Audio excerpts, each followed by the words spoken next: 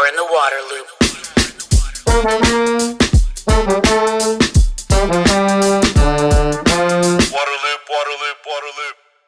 Waterloop is a nonprofit media outlet made possible in part by a grant from Springpoint Partners. For all content, visit waterloop.org. This is episode number 146, The $8 billion Cost of No Water. A new report finds that allowing millions of Americans to live without running water or a toilet at home is costing the U.S. economy over $8.5 billion a year.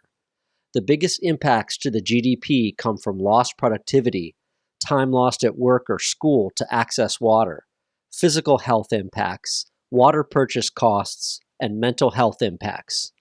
In this episode, George McGraw, CEO and founder of DigDeep, discusses the report and how closing the water gap would generate $200 billion over the next 50 years. George also talks about recommendations to treat the water access gap as a crisis, refocusing federal funding, and building a domestic wash sector. The conversation will begin in 1 minute, but first, a word about our sponsor. Waterloop. This episode of Waterloop is sponsored by Varuna. Water systems are facing more requirements and challenges than ever before and have to stay aware and adapt in real time. Enter Varuna. The dynamic web-based tool helps water utilities to stay resilient by identifying more than 24 risks that are both internal and external.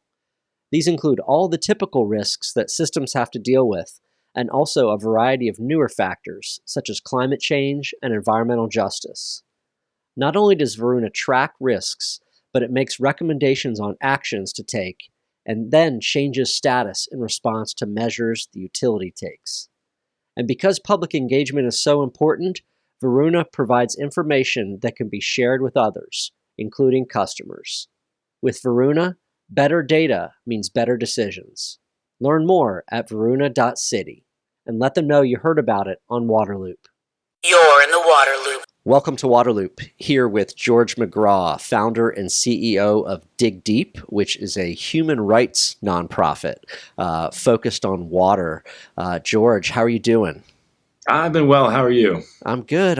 Happy to talk to you again. Thanks. Yeah, you guys got some big news to share.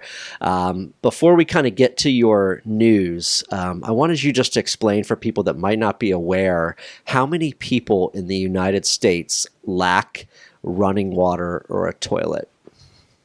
2.2 million at least. I think, when most people think of places without running water, it's like, a village in sub-Saharan Africa pops in their mind. But little did they know that these folks are living right here in the U.S. in all 50 states. What are some of the main communities where these people live? Yeah, well, it's like I said, all 50 states. It's urban and it's rural. There are definitely some hot spots. Some of the places we visited in our 2019 study, Closing the Water Gap in the U.S., were like the U.S.-Mexico border region in Texas, Appalachia, some native reservations at the Deep South, like the Navajo Nation, the Central Valley of California, just to name a few.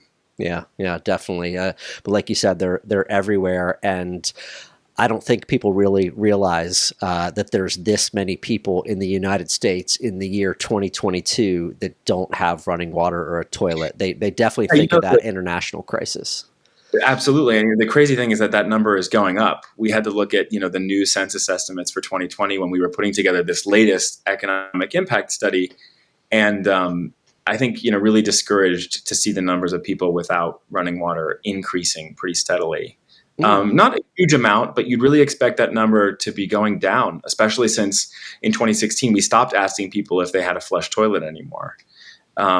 But no, we're seeing a rise, I think probably fueled by climate change and the breakdown of existing infrastructure that just hasn't been invested in so long.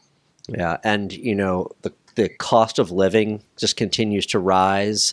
The pressures on households, right, to make ends meet, and water's part of that. And so, maybe there's a factor there too, with just kind of the economic situation in this country that might be just tough on people.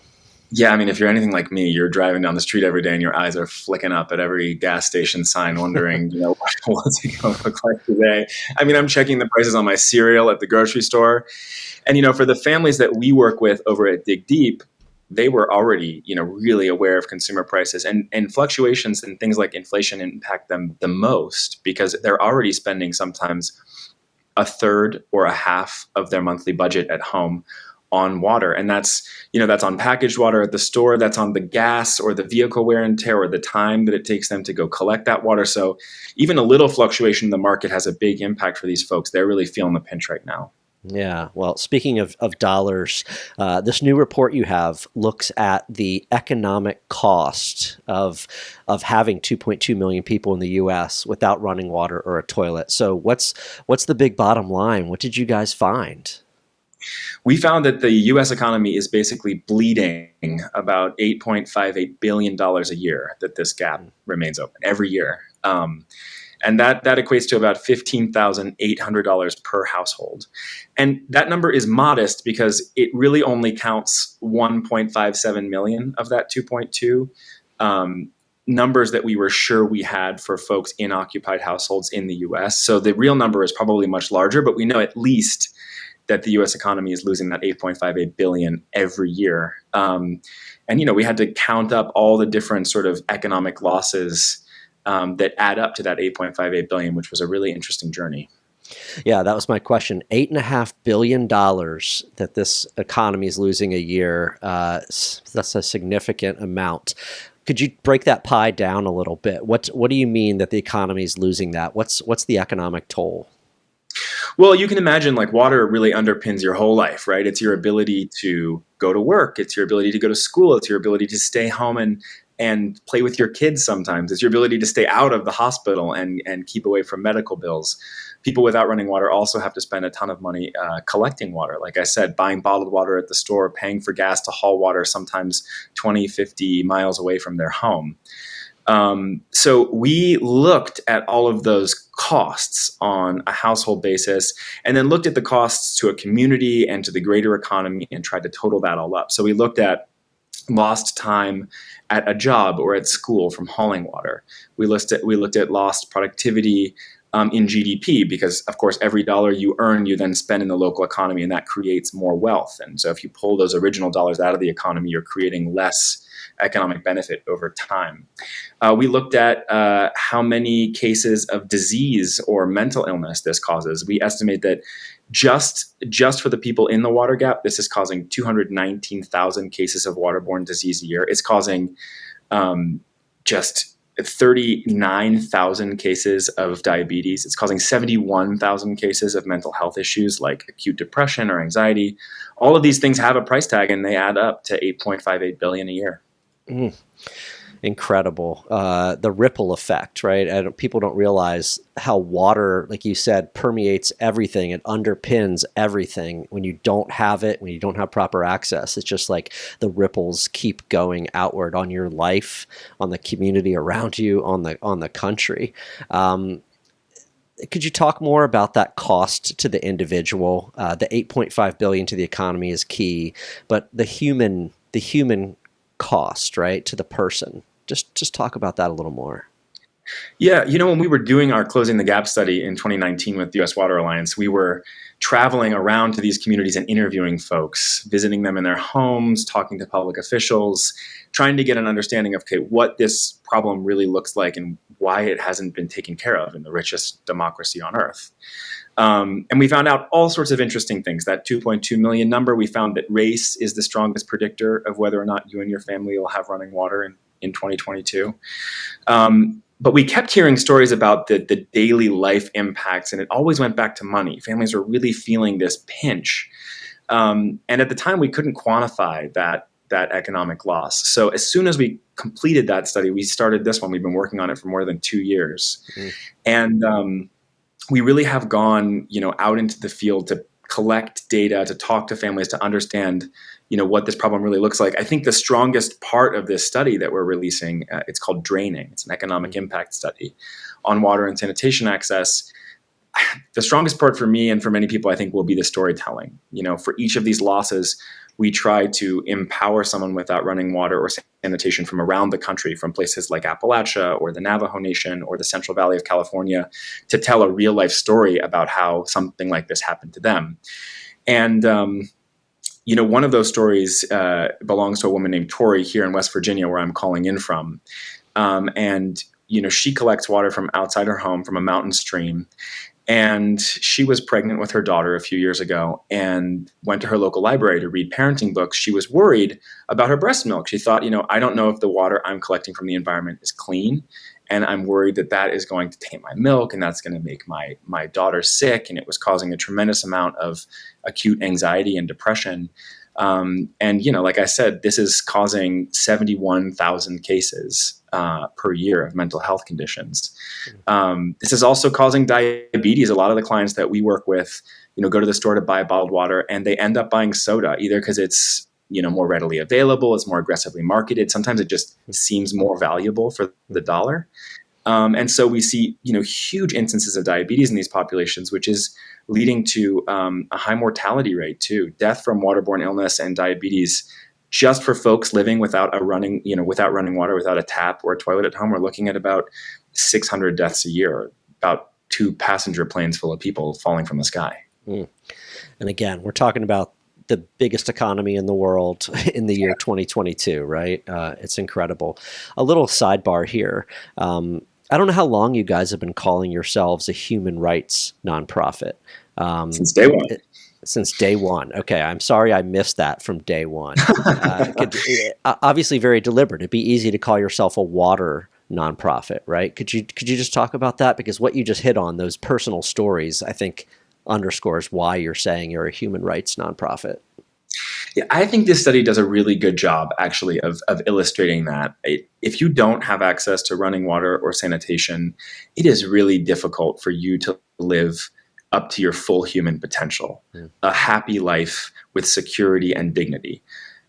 Without access to water and sanitation, almost every part of your life is impacted. Your ability, like I said, to go to school. We're losing, something like 11 million school hours in the US for children a year. And that's impacting their later ability to graduate from high school and college, to get a higher paying job, to contribute to their family's bottom line. And that causes intergenerational impacts. So their children are likely to earn less, and their children's children are likely to earn less, all because they didn't have running water at the beginning of that process. So it's education, it's your job, it's your health, it's your mental health. It's even the intangible things that we couldn't quantify in this study that sometimes are even more important. Like it's the time you get to play with your kids or to help them with their homework. That's kind of like one of the most valuable things in life right there, honestly. Right? Yeah, time with your family, So what about, you kind of talked about the family, the individual, you talked about the big macroeconomic impacts on the country, just the community that these people are in.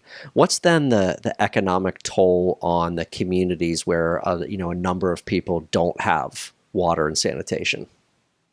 Well, you mentioned the sort of ripple effect. So you have the toll that comes from families in that community without water and sanitation being trapped in the cycle of poverty and not producing money to spend in their local economy.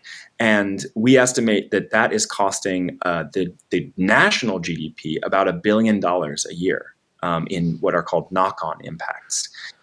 So imagine if I, am spending a half or a third of my income on, collecting water every month. That's a half or a third of my income I'm not spending at the local grocery store, at the local bookstore. I'm not spending it on my kids' education. I'm not spending it on a vacation. And so that's rippling out and impacting first the local community, then the state and national economies. So this it does suck the money first out of the family. And then it doesn't stop there. The damage really continues. Yeah.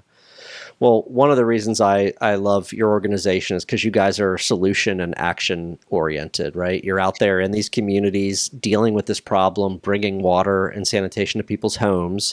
So I know this report, doesn't just drop the problem and walk away. You guys have some recommendations for how to start addressing this, for closing the gap, for dealing with this economic impact. Could you talk about those a little bit?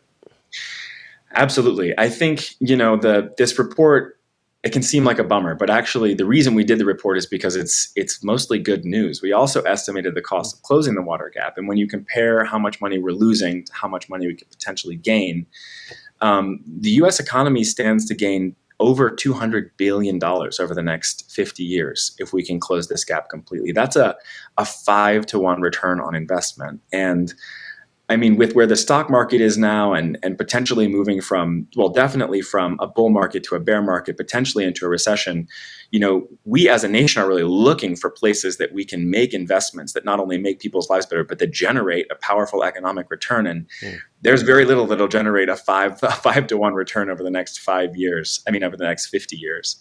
So this is good news. Every year that this gap remains open, yes, suffering continues. We continue to lose money, but we really have an opportunity now to close it and to create wealth. And so we put an action plan in this report. And I think, some of the elements are to treat this as a crisis, as an emergency, to increase federal funding and to make it more flexible, to treat the human right to water and sanitation as a human right and recognize that at the federal level and in private institutions like companies and foundations. But definitely the most important of all of those recommendations is to dramatically increase federal funding for water and sanitation systems, especially targeted at closing this water gap. Because if we learned anything in this study, it's that the water gap has what we call a wrong pockets problem in economics, meaning there are a lot of people who stand to benefit from closing the water gap. Like I said, individual families, their communities, states, national government, but no one benefits enough to be incentivized to make that investment all by themselves. And when you have a problem like that, you need the federal government to come in and lead and guide that investment. And while we're looking at historic investment in infrastructure through the BIL, the Bipartisan Infrastructure Law, that money really was never designed to close, and a lot of these families were left out. I was going to get to that because this was big news in the water sector in the past year, right? The Infrastructure Act and the really, historic level of funding that's going to go out there. And I'm curious as to your analysis, where is this going? Where is this flowing? Is it going toward these particular communities and individuals? My sense is it's not designed for that. That's kind of what you said. What's your reaction to having seen that incredible effort, that incredible legislation, that stack of money, and then still have it not pointed toward this direction?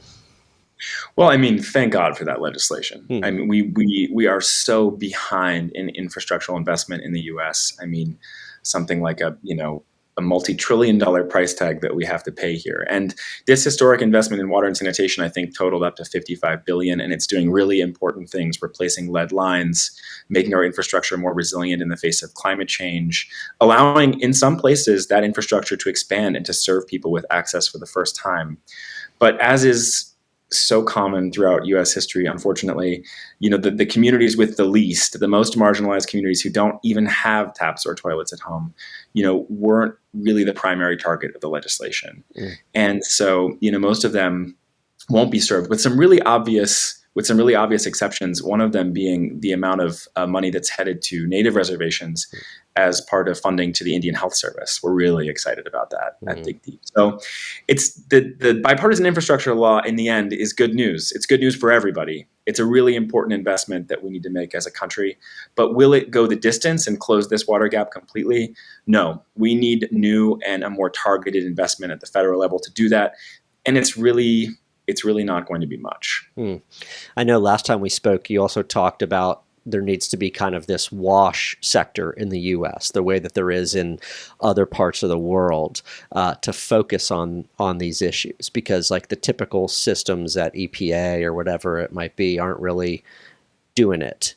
So, it sounds like there needs to be some structural change. There needs to be some financial redirection to try to do this. And the federal government really needs to take the lead on that, basically.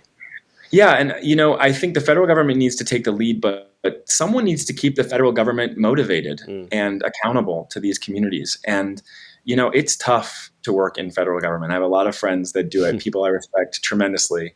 But there are an awful lot of problems out there to solve. And the problems that do get solved the fastest are the ones that have coalitions of organizations and community members and research scientists behind them, pushing the federal government forward, encouraging them to innovate, giving them the data they need, sometimes demonstrating the use of things like technology in the field and showing what's possible. And that I think, is the promise of a domestic water, sanitation, and hygiene, or WASH sector. We see that work in the international community. We've extended water and sanitation access to hundreds of millions of people over the last 60 years abroad. There's no reason we can't do that here, but it is going to take working together in a unified, organized way. And so we have been, like I said on this podcast just months ago, reaching out to other organizations and bringing them into partnership with us. And I think this report, this economic impact study, is a really great example of what's possible when that happens. I mean, you read the report, you probably saw that there are more than 30 organizations that worked on this. We took the lead, but we were joined by the American Heart Association, by the code writing organizations like IAPMO. We were joined by RCAP, by the Center for Water at UCLA, by countless others, including international WASH experts who came together and built this data. Oh, wow. That's awesome. Lastly, I just kind of want to ask you about awareness. This 2.2 million people, the economic impact, the economic return that could be seen. Do you feel like there's any more awareness developing in the public or among decision makers that this scale of problem exists in the U.S.? It's almost been absolutely hidden. Yeah? Okay. Yeah, I can see it changing day over day. I can see it more in the news cycle. I think that's one of the silver linings of COVID, which I could have done without the pandemic and the terrible human toll it took. But it did shine a light on this issue, especially on tribal reservations for the first time. I was just and I must have met with 6 or 7 offices on the hillside, on the hill, sort of on the House side and the Senate, just to educate them on this issue, share some of this data in advance, arm them with it so that they could take it to their committee meetings and so that they knew what was happening to their constituents. And almost everyone I met with already knew what the issue was, already knew how big it was, already knew it mattered to their constituents. Some of them have even recently introduced legislation to work on it. So, things were quiet on this front for way too long, but I can see that shifting now. Awesome. So people that want to check out this report, go to the DigDeep website, check you guys out on social media. I'm sure it's easy to find. Everyone can Google things these days and track it down. It sure will be easy to find, but if you're having trouble, it's live and available at digdeep.org/draining. Perfect. Draining. Well, George, glad I got to talk to you again so soon. Awesome stuff you guys do. I appreciate your time. Thanks for having me. Waterloop. Thank you for listening to the podcast, and thank you to this episode's sponsor, Varuna. To find all episodes, sign up for email updates, and connect on social media, visit waterloop.org. Waterloop, Waterloop, Waterloop.